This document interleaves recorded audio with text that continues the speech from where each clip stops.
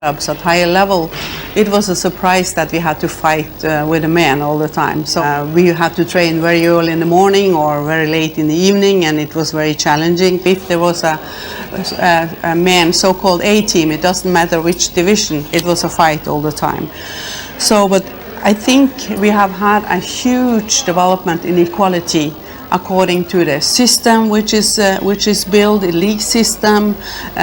We have more educated and better coaches. We have also more female leaders in the Norwegian FA, especially in the clubs. It's still a long way to go, especially in male clubs, but also in women's clubs, and most clubs in Norway they still have male leaders. So it's still a long way to go on in that perspective.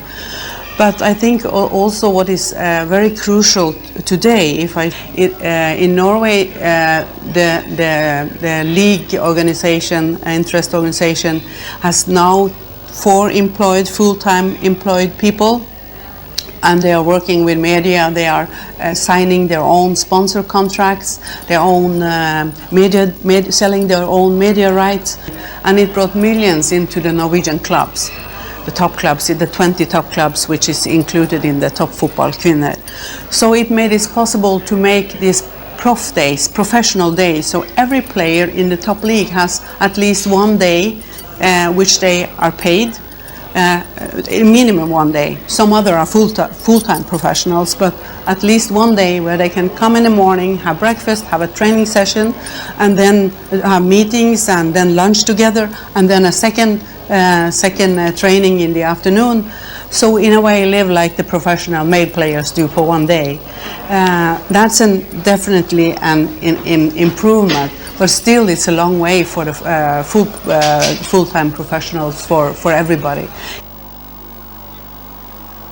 Like we experienced in women's football in Iceland, is that change happened with a lot of people who were in different positions within their clubs or in the organizations. So it wasn't like a strategy from the top down or from the football association to increase the visibility or increase the mainstreaming of Icelandic women's football. It was more like the people in the clubs, coaches, administrators, people in football governance who just had a position of power, and they would go and just change things. They would see that we have a imbalance here, that we don't have an equal opportunity for our women, the same as the boys. So why wait for somebody to tell us that it's wrong? We know it's wrong, just change it. So the FA has they don't have a separate strategy, and most clubs don't have a separate strategy either. It's more just a football strategy, and then you do the same for the women's as the men's. So having a women's football strategy might be something where you divert the game away from the men's game.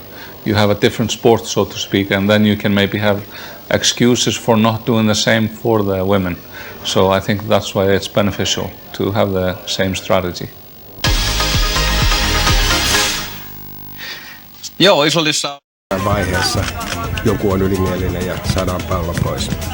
No, ketkä on ne pelaajat, keiden kanssa pitää olla erityisen tarkkana? No, jos mä ajattelen niin lähtökohtaisesti, niin Suomi on jotakuinkin samanlainen kuin Tanska, mutta siellä on Pernilla Harder, joka tekee sen eron.